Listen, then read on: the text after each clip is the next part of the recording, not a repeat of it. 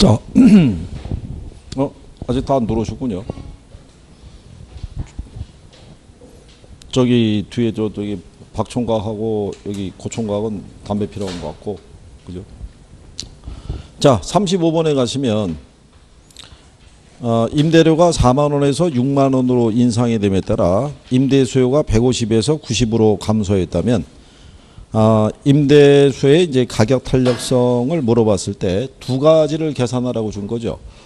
하나는 최초의 가격을 기준으로 계산하라고 줬고요. 또 하나는 중간점을 이용해서 계산하라고 준 거죠. 그러니까 실전에서는요, 이렇게 두 가지 계산하라고는 안 줘요. 하나만 계산하라고 주는 거죠. 왜냐하면 하나 풀어도 1분 안에 푼다는 게 쉽지 않거든요. 그러니까 최초의 가격을 기준으로 하시게 되면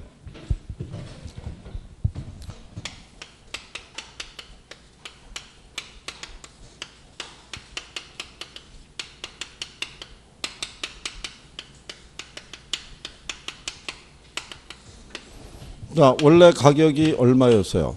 4만 원인데 6만 원으로 오른 거죠. 그러면 4분의 2가 되니까 얼마 나오겠어요? 0.5 이렇게 나오겠죠. 그렇죠? 근데 얘가 수요량이 원래 얼마였어요?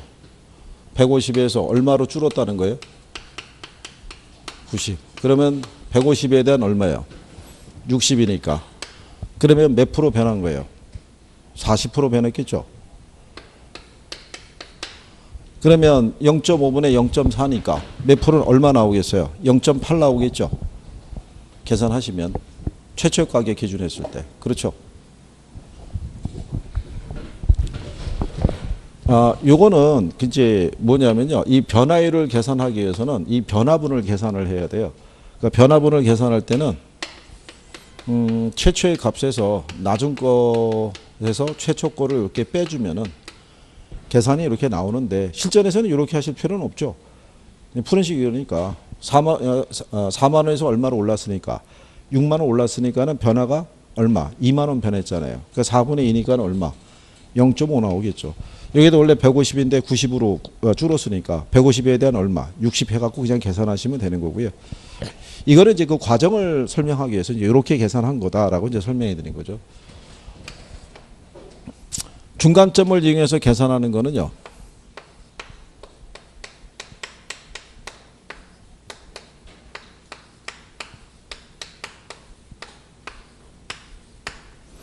요거는 왜 이렇게 적어 드리냐면요. 중간점을 이용해서 계산하라 그러면 가격이 일단 두 개 제시돼요.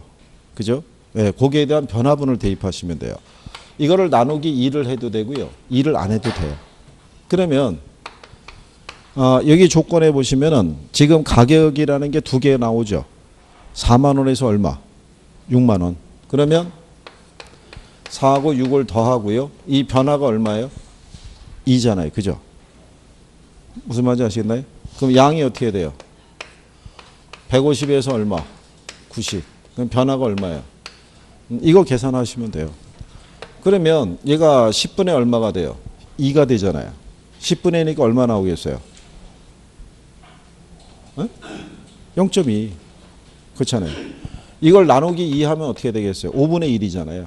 5분의 1이니까 0.2 나올 거 아니에요. 그러니까 나누기 2 해도 되고 그냥 해도 된다고요. 그러면 얘는 얼마 나오겠어요? 0.2 나오고. 이거 두 개 합하면 얼마예요? 240에 대한 60이잖아요. 240에 60이라는 것은 100분의 30이라는 얘기잖아요. 그럼 얘는 얼마 나오겠어요? 0.3 나오겠죠. 그럼 계산하시면 거기 수치에 나온 대로 1.25 이렇게 떨어지겠죠. 계산해 보셨나요? 이게 3이 아니라 25%군요. 그래서 1.25 뭐 이렇게 해서 풀어는 보셨나요? 한번?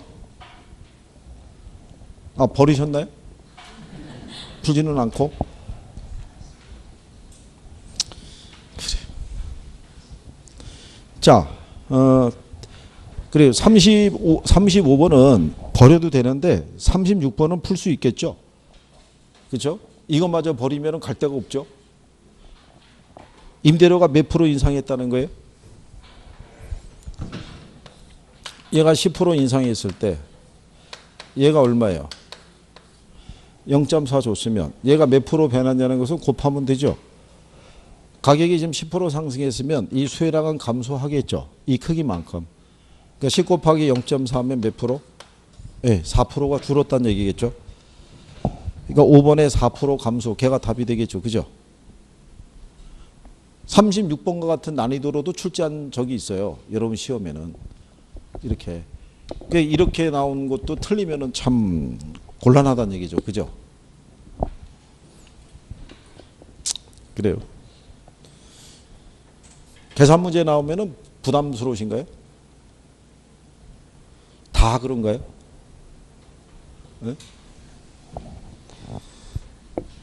그래 뭐 다 계산하시거나 그러실 필요는 없는데 그래도 뒤에 넘어가시면 38번 있죠.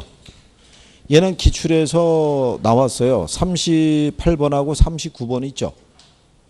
얘는 기출에서 이런 형식으로 냈기 때문에 유형 정도는 뭐 알아두시는 게 필요하죠. 38번에 보면 주택시장이 서로 대체 관계에 있는 아파트하고 빌라로 구성이 되어 있을 때요. 아파트 가격에 대한 빌라 수의 교차 탄력성이 0.8이래요.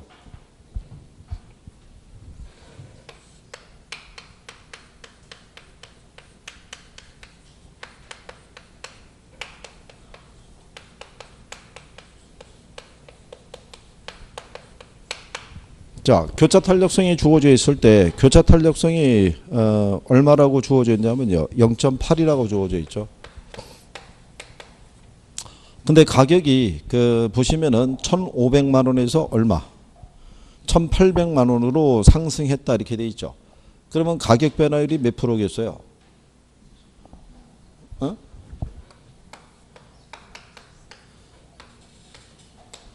1,500에 대한 이제 300만 원이 변한 거잖아요. 그죠? 그 몇 프로 변한 거겠어요? 그럼 20% 변했다고요. 몇 프로? 20%. 그럼 얘가 20% 변할 때 얘가 8이잖아요. 0.8. 그러면은 빌라에 대한 수요량은 몇 프로? 16%가 변했겠죠. 몇 프로? 16%. 28이 16이니까. 그러면 원래 몇 세대였어요? 400세대잖아요. 400에 대한 16% 하면 얼마 나오겠어요? 64 나오죠.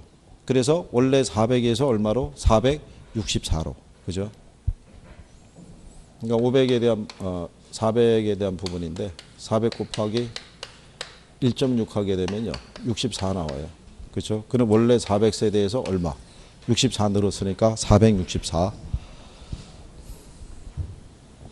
38번 같은 유형도 한 번 나오고 그 이후로는 안 나왔어요. 여기도.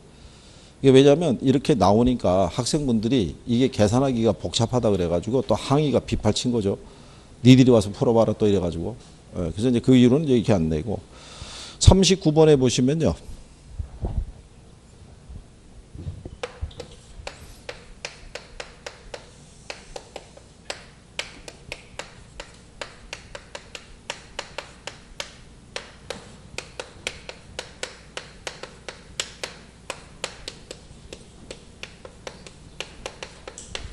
뭐라고 해놨냐면요. 수의 임대료 탄력성은 0.5 주고요. 그 다음에 소득 탄력성은 0.4라고 줬어요. 얘를. 자, 그랬을 때 아파트 임대료가 몇 프로 상승했음에도 10% 상승했음에도 수요량이 1%가 늘었다고 해놨죠. 그러면 얘가 10% 상승하면 수요량은 줄죠. 이 크기만큼. 그 몇 프로가 줄었겠어요? 5%가. 그런데도 불구하고 몇 프로가 늘었대요? 1%가. 그러면 여기다 1을 더하면 돼요. 그럼 여기서 몇 프로가 늘어난 거예요? 6%가. 뭐가 상승해서? 소득이 증가해서. 그러면 이 소득이 몇 프로 변했냐는 것은 6을 얼마로 나누면 돼요? 0.4로 나누면 되죠. 네, 그러면 나오는 수치가 15% 나와요. 15%에 대한 40%가 6%예요. 그죠? 60%가 9%니까. 그죠? 실전에서는 이렇게 나온 거죠. 그러면 요거는 할 때, 자, 얘가 상승해서 얘가 줄었잖아요. 줄었는데도 불구하고 몇 프로가 늘었대요? 1%가. 그럼 거기다 1 더하면 돼요. 그래서 여기서 6%가 늘어야지만 6에서 1을 빼야 5%가 줄어들잖아요. 그러니까 뒤집으면은 5에다가 얼마를 더하면 1을 더하면 된다고요. 그러니까 여기서 6%가 늘었으니까 여기서 5%가 줄어도 1%가 늘어난 게 되죠. 무슨 말인지 아시겠어요? 그러니까 만약에 이렇게 나오더라도 계산하실 때 이게 예전에 이렇게 나온 거죠. 얘가 10% 상승했을 때 얘가 0.8이었어요. 그러면은 몇 프로가 줄었겠어요? 8%가. 그럼에도 불구하고 몇 프로가 증가했다는 거예요? 2%가 증가했대요. 그럴 때 소득 탄력성을 얼마를 줬냐면 0.5를 줬어요. 그죠? 그러면 여기서 소득이 증가해서 이 수혜량이 몇 프로가 늘어났겠어요? 10%가. 더하면 돼요.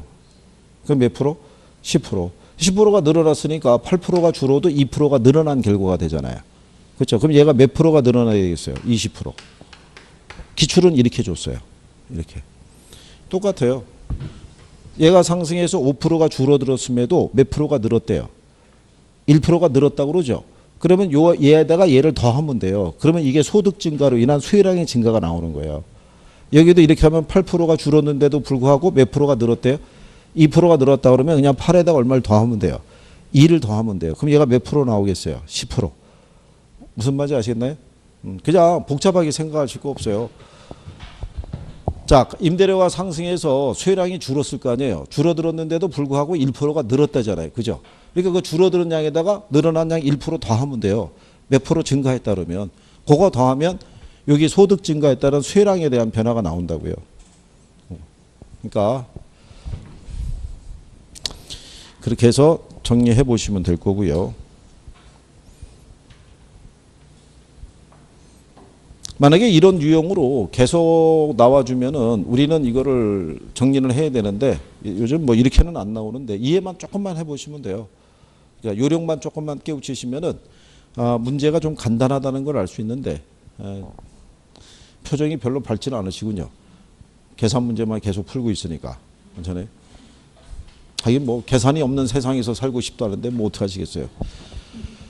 계산 문제를 못 푼다고 해서 6점이 안 나거나 그러진 않아요. 근데 그걸 안 하시려고 그러면 이론에 대한 용어 정리를 확실하게 해 두셔야 돼요. 그래야지 이론 풀어서 6점이 나오죠. 그렇지 않겠어요? 자, 그 밑에 보면 주요 기출 문제 있는데요. 요거는 뭐 우리가 확인하시게 되면 40번 보면은 절량 자료 물어봤죠. 네. 우리가 절량의 주요 변수 3개 얘기했죠. 뭐 얘기했었어요? 네, 거기 가면은 그 중에 하나 있는 애가 5번밖에 없잖아요. 순자산가치 있죠. 걔밖에 없잖아요. 그 다음에 뒤로 넘어가시게 되면 41번 있죠. 네, 41번에 보시면은 공급 변화인과 공급량 변화인 아까 했었죠. 공급량 변화율 하면은 뭐 찾으면 돼요? 네, 주택 그러면 그냥 주택 가격 찾으시면 돼요. 그러니까 걔가 답이죠. 그냥 작년 나온 거죠. 그 다음에 42번에 수요 증가에 영향을 주는 요인을 모두 고른 걸 물어봤죠.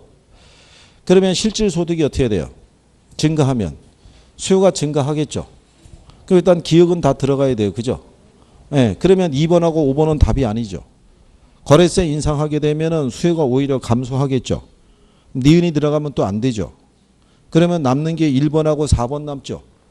그럼 1번하고 4번의 차이가 뭐예요? 리을이죠. 리을을 가보게 되면 가격 상승을 기대한다는 얘기죠. 가격 상승이 기대되면 수요가 어떻게 돼요? 증가하죠. 그러면 답이 4번이겠죠. 그 다음에 43번 같은 경우는요. 공급 및 공급 곡선에 관한 설명으로 틀린 거 물어봤죠. 자, 여러분들이 배우신 거예요. 1번 지문에 가면 부동산 수요가 증가할 때 공급 곡선이 탄력적일수록 가격은 더 크게 상승한다고 돼 있죠. 아까 배우셨죠. 가격 변화를 어떨 때 크다. 비탄력적일 때가. 탄력적일 때 더 크게 상승한다는 게 틀렸을 거 아니에요. 이렇게 답으로 줘요, 안 줘요? 이렇게 답으로 줘요. 그러니까 그 요령만 알고 있으면은 문장 읽고 바로 문제 풀 수 있는 거죠. 무슨 말인지 아시겠죠? 그래서 그렇게 여러분들이 정리하시면 되겠고요. 뒤에 뭐 가시게 되면 44번에 가시면 자, 거기 지문에 대한 거 확인하시면요. 44번에 3번 지문이 있죠. 수요의 가격 탄력성이 1보다 크죠. 임대료가 상승하면 수입은 어떻게 돼요? 감소하겠죠. 자, 임대료 상승할 때 수입이 늘어나는 경우는 비탄력적이라고 그랬죠. 비례한다고. 무슨 말인지 아시겠어요? 탄력적이면 오히려 수입이 줄을 거 아니에요. 예, 그러니까 그렇게 해서 문제 지문에서 푸는 속도가 빨라야 되는 거예요. 그리고 5번 지문에 가면 완전 탄력적이라고 돼 있죠. 예, 완전 탄력적이면 뭐가 불변이에요? 가격이 불변이죠. 양은 변할 수 있어요, 없어요? 양은 변할 수 있죠. 그러니까 공급이 증가하면 균형 임대료는 변화하지 않지만 거래량은 증가하겠죠. 무슨 말인지 아시겠죠? 예, 그러니까 그런 식으로 이렇게 지문으로 들어온 애들을 해서 몇 가지 포인트를 내가 정확하게 알고 있으면 지문을 내가 인지해가지고 푸는 속도가 빨라진다고요. 그게 이제 익숙해지시면 그런 내용인 거죠. 예. 뭐 46번 같은 경우는 소득이 10% 증가할 때 수혜량이 8% 증가하면은 무슨 제겠어요? 정상제겠죠. 10분의 8이니까는 0.8이잖아요. 0보다 크면 무슨 제와? 정상제. 예, 그렇게 보시면 되겠죠. 그 다음에 이제 뒤로 넘어가셔가지고 경기 변동을 가시게 되면 경기 변동은 어렵게 나오는 게 없어요. 경기 변동은 만약에 문제가 나오면 그냥 100% 맞춰주셔야 돼요. 경기 변동에서 나온 거를 틀리시면은 경제에서 이 계산 문제를 푸셔야 돼요. 우리가 지난번에 경제에서는 5문제 나오면 한 3개만 맞자고 그랬잖아요. 그 2개를 버린 거는 계산을 버린 거잖아요. 그렇죠? 근데 경기 변동을 하나 틀리면 계산에서 하나 맞춰줘야 돼요. 그래야지 밸런스가 맞으니까. 이게 쉬운 거를 놓치시면 안 되는 거예요. 무조건 맞춰줘야 돼요. 그렇죠? 자, 거기 보시면은 1번에 경기 순환을 설명한 것이다. 틀린 거 물어봤을 때 일단 틀린 거는 1번이죠. 부동산 경기는 주로 이 건축 경기를 말하는 건 맞는데요. 이 통상적으로 전국적 현상으로 나타나서 지역으로 축소된다 그랬으니까 틀렸겠죠. 부동산 경기는 지역 경기자 개별 경기죠. 그렇죠? 일반적으로 전국적으로 확산되는 경우는 아주 드문 케이스라고 생각하시면 돼요. 그래서 이제 그런 내용 정도 보시면 되겠고요. 그 다음에 경기 변동에서는 어쨌든 얘들은 기억해야 돼요. 회복이 있고 뭐가 있을 때요.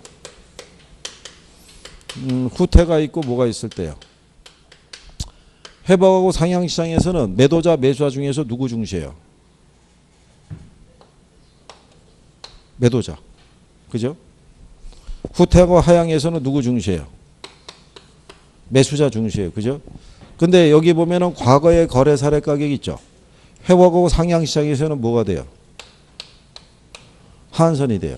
여기 후퇴하고 하향시장에서는 과거의 사례 가격이 뭐가 돼요? 상한선이 돼요. 그러니까 얘가 지금 상이잖아요. 상이면 뭐로 들어와야 돼요? 하로 들어와야 돼요. 얘가 하면은 뭐로 들어와야 돼요? 상으로 들어와야 돼요. 같이 들어가면 틀리는 거예요. 무슨 말인지 아시겠어요? 상향시장에서 과거의 거래 사례 가격은 새로운 거래의 상한선이 된다면 틀리는 거예요. 무슨 말인지 아시겠죠? 저거는 기본적으로 정리해 놓으시면 될 거예요. 네. 자, 그래서 이제 그런 내용이고요. 뒷장으로 이제 넘어가시게 되면은요. 뭐 다 비슷한 부분인데요. 예, 3번에 보시면 경기 순환을 설명한 것 중에서 틀린 거 물어봤죠. 1번에 보면 부동산 경기는 부문별 경기의 가중 평균치적인 성격을 가지기 때문에 전체적인 부동산 경기가 침체되어 있다면 모든 부분이 침체되어 있다 그랬으니까 틀렸겠죠. 부동산 경기도 이 건축 경기인데 그 안에 들어가게 되면은 다 틀리죠. 주거용이 있고 상업용이 있고 공업용이 있고 토지 경기 있고 다 세분할 수 있어요, 없어요? 또 재건축 이런 경기도 있을 수 있잖아요. 그죠? 그러니까 다른 일반적인 경기는 안 좋더라도 재건축을 중심으로 한 부동산 경기는 좋을 수도 있어요, 없어요? 좋을 수도 있다는 얘기죠. 그러니까 모든 부분이 다 침체되어 있다는 것은 잘못되어 있다는 얘기죠. 자, 그래서 이제 그렇게 정리하시면 되겠고요. 정부의 정책 변화에서 나타나는 변동을 우리가 불규칙 변동 또는 무작위적 변동이라 할 수 있죠. 그리고 경제의 장기적인 성장 또는 하락에 의한 경기 변동을 추세 변동. 우리가 그걸 장기 변동이다라고 얘기를 하죠. 1년을 단위로 해서 매년 주기적으로 나타난 경기 변동을 뭐라고 그래요? 계절 변동이라고 그러죠. 그러니까 얘는 1년을 주기로 계속 반복된다라고 생각하시면 되겠죠. 일반 경기 같으면요. 매년 돌아오는 추석 경기 있죠. 그리고 부동산 경기 같으면 봄, 가을의 이사철 이런 게 돌아오고 겨울철이면 건설공사의 착공이 줄어드는 그런 양상을 띠겠죠. 그래서 뭐 그런 정도 정리하시면 되겠죠. 무슨 말인지 아시겠죠? 네. 4번에 보시게 되면 이 부동산 경기 순환 물어봤을 때요. 1번에 보시면 부동산 경기는 그 특성으로 인해서 일반 경기보다 정점이 높고 저점이 더 깊다고 돼 있죠. 그러니까 뭐가 커요? 진폭이 크다는 얘기죠. 진폭이 작다 그러면 틀리는 거겠죠. 네. 그 다음에 3번에 보시면 부동산 경기가 일반 경기의 진퇴보다 시간적으로 뒤진다는 것은 부동산 경기가 주택 공급에 뭐가 있는 시차가 있는 건축 활동을 중심으로 움직인다는 얘기죠. 그래서 이 부동산 경기 변동은 일반 경기에 비해서 어떻다는 얘기예요. 후순환적인 양상을 띠죠. 그렇죠? 일반 경기의 사이클이 이렇게 움직이고 있을 때요. 부동산 경기는 이렇게 뒤쳐져서 들어오죠. 건축 경기니까. 부동산 경기, 일반 경기가 살아났을 때 부동산에 대한 공급 물량이 바로 들어올 수 있어요, 없어요? 바로 못 들어오죠. 뭐가 있으니까. 시간이 필요하니까. 그래서 틀린 게 5번 뭐 이렇게 정리하시면 되겠고요. 그 다음에 이제 뒤쪽으로 이제 넘어가셔가지고요. 이제 비슷비슷한 내용으로 나와 있는데 뭐 6번에 가시면 부동산 경기 순환에 관한 다음 설명 중에서 이제 옳은 거를 물어봤죠. 1번에 보면 부동산 가격이 상승할 때를 부동산 경기가 좋다고 말하는 것은 이론적으로 틀린 것이 아니다 그랬으니까 잘못됐겠죠. 부동산 가격이 상승에 따라서 반드시 경기가 좋아진 건 아니라고 그랬죠. 그래서 이제 거기 보시면은 2번에 경기의 측정은 건축의 양, 가격 변동, 거래량 등의 지표를 종합적으로 고려하는 것이 바람직하다 이렇게 돼 있는데 실상은 이 가격 변동은 보조 지표로 쓴다고 그랬죠. 일반적인 주요 지표는 건축량이라든가 거래량을 우리가 활용한다고 그랬어요. 그죠? 이제 여러분 이제 시험상에서는 가격 변동까지 들어오지는 않고요. 뭐 건축량, 거래량, 뭐 택지 분양 실적 뭐 이런 걸로 들어올 거예요. 그런 정도로 보시면 되겠고요. 그 다음에 4번 지문에 가면 부동산 경기의 중심이 되는 것은 무슨 경기라고 그랬어요? 주거용 경기가 되죠. 그러니까 모든 게 부동산 학에서는 주택이 중심이라고 그랬잖아요. 그죠? 기억하나요? 네, 시장도 주택시장, 경기도 주택경기 있죠. 정책도 주택정책, 그렇죠? 금융도 주택금융이 중심이 되는 거예요. 모든 게. 그러니까 거기에 관련된 애들은 기본적으로 출제가 된다고 봐야죠. 자, 그래서 그렇게 보시면 되겠고요. 그 다음에 이제 7번에 가면은요. 순환 국면의 특징에 대한 설명으로 옳은 거를 물어봤다는 얘기죠. 1번 지문에서는 일반 경기에 비해서 회복 국면은 긴데 비해서 후퇴 국면은 빠른 게 특징이라고 볼 수 있죠. 회복 국면이 긴 이유는 뭐겠어요? 공급이 들어오기까지가 시간이 많이 걸리죠. 근데 후퇴는 빠르다는 얘기는 경기가 과열이 됐다 싶으면 정부의 개입으로 인해서 부동산 경기가 급속도로 냉각될 수도 있다는 얘기죠. 그런데 부동산 경기는 일반 경기에 비해서 진폭이 어떻게 돼요? 크죠. 근데 작다 그랬으니까 틀렸다는 얘기죠. 2번에 가면 안정시장에서는요. 부동산의 종류에 관계없이 대체로 거래가 활발히 이루어지는 편이라고 돼 있죠. 그런데 안정시장은 모든 종류의 부동산 거래가 안정적인 건 아니거든요. 대부분 소형주택이 있죠. 규모가 작은 주택, 이네들 중심으로 해서 거래가 활발하다는 편이라는 얘기죠. 모든 종류의 부동산의 종류에 관계없이 거래가 활발하게 움직이는 시장은 무슨 시장? 그건 상향시장이죠. 상향시장. 자, 그 다음에 상향시장에서는 거래가 활발하고 지가 상승이 계속이 되고 과거의 사례 가격은 새로운 거래의 상한선이 된다고 돼 있죠. 상상 같으면 안 된다고 그랬죠. 상이면 하가 들어와야 되고 하면 상이 들어와야 된다고 그랬었죠. 예, 그러니까 걔는 틀렸으니까 4번 지문에 가시게 되고 그래서 거기 5번도 똑같죠. 하향시장에서 과거의 사례 가격은 새로운 거래했을 때 하한선이라고 돼 있죠. 같이 하 들어오면 안 된다고 그랬죠. 답이 이제 4번이겠죠. 후퇴시장에서는 가격 상승이 둔화되고 부동산 가격은 보합 상태를 유지하거나 하락한다는 얘기죠. 그리고 이제 뭐 하나 또 알아두시면 되냐면요. 얘네 위치 정도는 알아두시는 게 나을 거예요. 무슨 말인지 아시겠죠? 네. 예를 들어서 상향시장의 다음 국면에 오는 게 하향이 아니라 뭐가 들어오는 거예요? 후퇴인데 이게 점핑할 수 있다고요. 그거만 잘 유념하시면 될 거예요. 여기서 이제 낼 수 있는 게 별로 없어요. 이거 많이 냈거든요. 이거. 그러니까 이제는 웬만하면 학생들이 이건 대비하고 갈 거 아니에요. 대비해 갈 때 이제 위치를 물어본다고요. 상향시장 다음에 오는 하향시장은 뭐 이렇게 쭉 나갈 거 아니에요. 그럼 틀릴 거 아니에요. 그러니까 그리고 이제 내용 안에서 뭐 어렵게 둘 만한 부분은 별로 없으니까요. 그런 정도 정리하시면 될 거예요. 그 다음에 이제 뒷페이지 넘어가시면요. 문제 10번에 거미집 모형이라고 있죠. 거미집 모형이 성립하기 위해서는 기본 가정이라는 게 있다고 그랬죠. 기본 가정에 보게 되면요. 금기의 수요량은 무슨 가격에 의존한 거고요? 금기 가격에. 금기의 공급량은 어디에? 전기 가격의 반응을 나타낸 것이죠. 그래서 이게 금기의 공급량이 전기 가격에 의존했다는 얘기는요. 시장 공급자들은 항상 현재 시장 가격이나 임대료에만 반응한다는 거죠. 그 얘기는요. 시장 공급자들은 항상 현재 시장 가격이나 임대료에만 반응한다는 거예요. 그러면 시장 공급자들은 미래에 대한 합리적인 예측을 해요, 못해요? 네? 거미집 모형에서 공급자들은 미래에 대한 합리적인 예측을 한다, 못한다? 합리적 예측을 못한다고요. 못하기 때문에 얘가 성립하는 거예요. 공급자들이 미래에 대한 합리적인 예측을 하면은 거미집 이론은 성립하지 않아요. 만약에 예를 들어서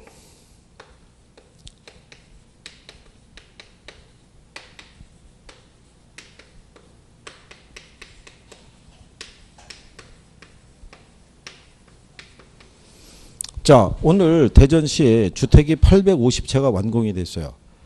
그러면 이 완공된 주택은요, 올 1월 달에 착공 들어가서 지금 들어온 게 아닐 거란 얘기죠.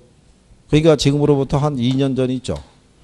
2016년 10월 달에 얘가 착공이 들어간 거예요. 그럼 이때 공급자들이 이 850채를 갖다가 착공을 했을 때는 이때 당시에 뭐 시장 가격이 있죠. 이때 당시에 시장 수요량이 있죠. 네, 여기에 기초해서 착공을 850세대를 결정한 거예요. 이게 지금 들어온 거라고요. 무슨 말인지 아시겠나요? 그러면 경기라는 것은 계속 변할 수 있어요, 없어요? 좋았던 경기가 침체할 수 있잖아요. 그러면 이 사람들이 미래에 대한 어떤 예측을 한다 그러면 경기는 불안정하니까 이 양이 나중에 완성이 됐을 때 분양이 다 된다는 보장이 없잖아요. 그러면 공급되는 물량을 조금 조절하게 되면 나중에 얘들이 완성이 되더라도 초과 공급의 상태가 많이 줄어들 거 아니에요. 근데 그런 예측을 한다, 안 한다? 안 하는 거예요. 현재 요 시장 가격과 수요량이 얘네가 완공이 될 때도 그대로 유지된다는 가정을 하고 있다고요. 그러니까 미래에 대한 합리적인 예측을 한다, 안 한다? 안 한다는 얘기예요. 무슨 말인지 아시겠어요? 그래야지 이제 요게 성립한다는 가정이에요. 그 다음에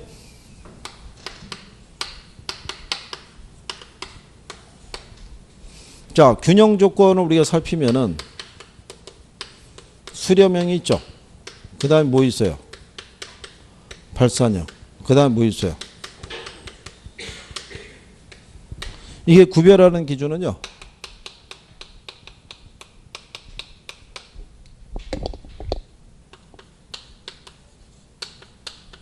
뭐 이것까지는 안 해도 되는데 수요의 가격 탄력성이 크면 수렴형이에요. 무슨 말인지 아시겠어요? 공급의 탄력성이 크면 무슨요?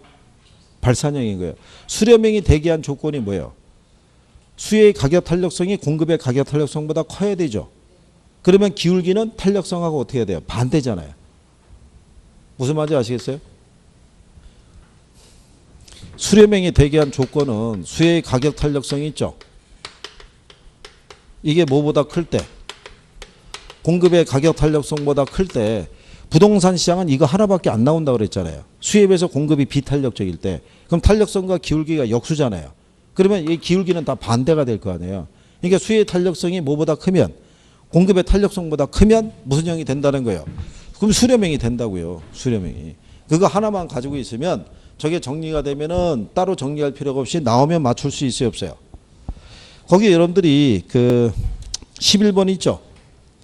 11번에 가시게 되면 5번 지문에 이렇게 돼 있죠. 거미집 모형의 안정 조건 수렴형은 수요 곡선의 탄력성보다 공급 곡선의 탄력성이 클 때 나타난다고 돼 있죠.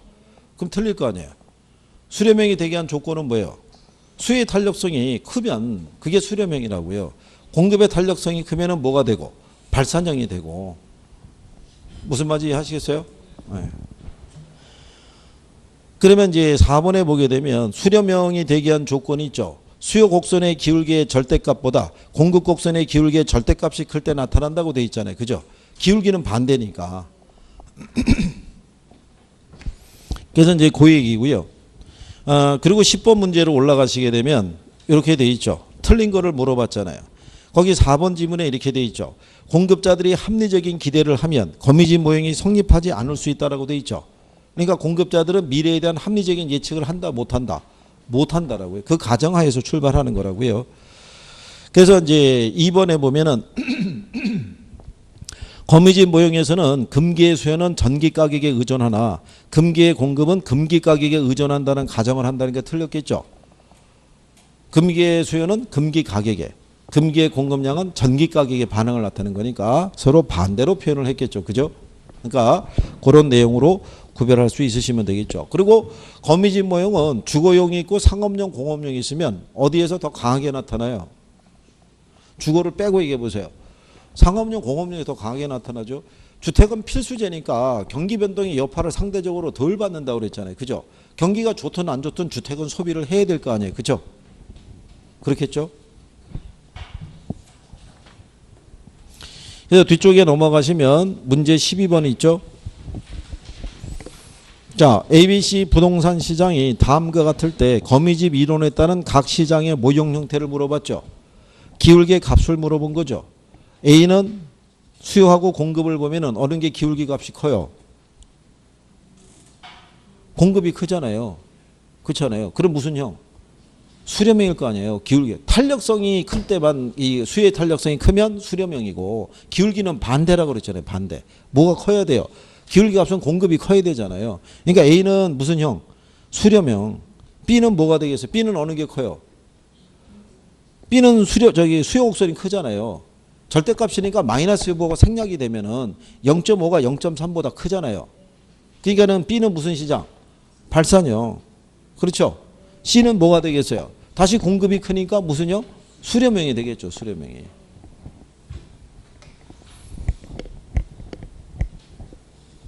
그리고 그 밑에 기출문제에 나온 거 13번 같은 경우는 맞추라고 준 거죠. 3번에 가면 일반 경기 변동에 비해서 정점과 저점 간의 진폭이 작다 이렇게 줬잖아요. 읽고 바로 찍을 수 있게끔 해준 거죠. 그리고 5번 질문에 가면 상향 국면이니까 새로운 거래 가격의 하한선이 된다 그래서 상하로 들어오죠. 그거 맞는 편이죠. 그러니까 이게 경기 변동은요 어렵게 안 줘요. 틀리게 주기도 힘들다고요. 그죠? 14번에도 계절 변동 물어봤을 때 5번 지문에 가면 매년 12월에 건축 허가량이 다른 달에 비해서 줄어드는 현상이 반복적으로 나타나잖아요. 그죠? 매년 겨울철이 되면 건설공사의 착공이 줄어들잖아요. 반복되는. 계절 변동이고. 뒤에 문제 15번에 가시면 부동산 경기 변동에 관한 설명으로 틀린 거 물어봤을 때 3번에 가시게 되면 부동산 경기는 일반 경기와는 다르게 일정한 주기와 동일한 진폭으로 규칙적 안정적으로 반복되면서 순환되게 틀렸을 거 아니에요. 불규칙적이잖아요. 진폭도 크고. 그 다음에 16번에 가시면은 AB 부동산 모형 물어봤죠. 자, 아까 뭐라고 그랬어요? 수대수라고 그랬죠. 수의 가격 탄력성이 크면 무슨 형? 수렴형이잖아요. A 부동산 보면은 수의 가격 탄력성하고 공급의 가격 탄력성이 있으면 어느 게 커요? 수요가 크잖아요. 탄력성의 수치가. 근데 B 부동산은 뭐가 커요? 공급의 탄력성의 수치가 크죠. 그러면 걔는 발산형이잖아요. 그렇잖아요. 그냥 뭐 탄력이다 비탄력이다 그거 그냥 굳이 생각 안 하고 그냥 그것만 보고도 판단할 수 있잖아요. 그죠? 그렇게 해서 자꾸 이렇게 뭐 하시는 속도가 빨라야 돼요. 문제 푸는 속도가 빨라야 돼요. 그죠? 어제도 한 분이 다른 학원에서 한 분이 와서 고민을 토로하는 게 뭐냐면 한 30번까지 가면 40분을 쓴대요. 그러면 나머지 10개를 찍어야 되는 결론이 나오잖아요.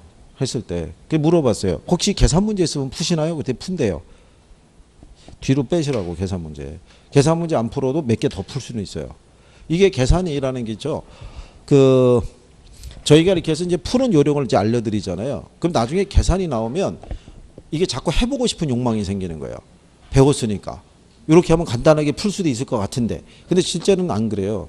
가서 이거 식을 세우고 대입을 하는 사이에 나도 모르게 뭐가 지나가고 있는 거예요. 시간이 지나가고 있는 거예요. 그런데 값이 나왔는데 지문에 그 답이 없는 거예요. 그럼 또 당황하는 거예요. 그거를. 그때 다시 또 풀기도 뭐 하잖아요. 그죠? 그러니까 계산 문제 있으면 뒤로 빼고 그다음에 정이 안 되면 몇 개는 그냥 버려야 돼요. 선택과 집중을 해야 되니까. 박스 문제에서 몇 개냐 이거 물어본 것은 뒤로 빼버리고. 그래서 자꾸 모의고사 볼 때 가늠을 하셔야 돼요. 시간을 초과하는 건 소용이 없어요. 시간 안에 우리가 다 풀어야 되잖아요. 다 40번까지 다 풀어도 우리가 답을 맞출 수 있는 확률이 60%에서 왔다 갔다 하잖아요. 그죠? 근데 안 푼 상태에서 그걸 맞춘다는 거는 확률이 제로잖아요. 그죠? 간혹 가다 보면 시험 끝나면 찍어서 몇 개 맞았네 이런 소리 하시는 분 있죠. 근데 그게 당락에는 영향을 안 주잖아요. 찍어서. 그죠? 그러니까 정확하게만 몇 개 정확하게 논리만 정리해 두시면은 무난하게 맞출 수 있어요. 자, 그렇게 해서 이 경제론에 대한 부분까지 정리하셨고요. 그 다음에 이제 73페이지서부터가 이제 뭐가 돼요? 시장론이 되죠. 시장론의 여러분들의 시험 범위는 그 부동산 시장 있죠. 시장하고 입지 및 공간 구조론 이렇게만 돼 있어요. 그러니까 부동산 시장에서 한 두 문항 정도 나온다고 보시면 되고요. 입지 및 공간 구조론에서 한 두 문항에서 한 세 문항 정도 이렇게 나온다고 보시면 돼요. 보편적으로 많이 나오는 건 일단 지대로는 거의 매년 들어와요. 그리고 입지론에서 계산 문제 있죠. 레일리하고 허프. 네, 그러니까 입지론에서도 이론이 나온 경우가 극히 드물어요. 근래 보면 다 계산 문제로 돌아가고 있어요. 그래서 20회 이후로 보면은 입지론에서는 이론으로 나온 게 딱 두 번밖에 없어요. 배버의 최소 비용 이론하고 그 다음에 크리스탈레의 중심지론에 관한 용어 정도만 물어봤어요. 나머지는 대부분 계산 문제로 많이 들어와요. 그래서 레일리하고 허프 정도는 계산적인 부분은 정리해 두시는 게 도움이 될 거고요. 지대론 아시죠? 차액지대, 위치지대, 절대지대 이런 거 있잖아요. 뭐 지대 개념은 분명히 정리하시는 게 필요하고 물론 이제 수업하면서 그 부분은 정리를 해드릴 거예요. 무슨 말인지 아시겠죠? 예, 그래서 이제 거기에 대한 내용서부터 다음 시간에 푸는 걸로 하고요. 문제를 이제 쉬웠다. 그죠? 자, 어쨌든 문제집에 대한 강의는 여기까지 하도록 하겠습니다. 예.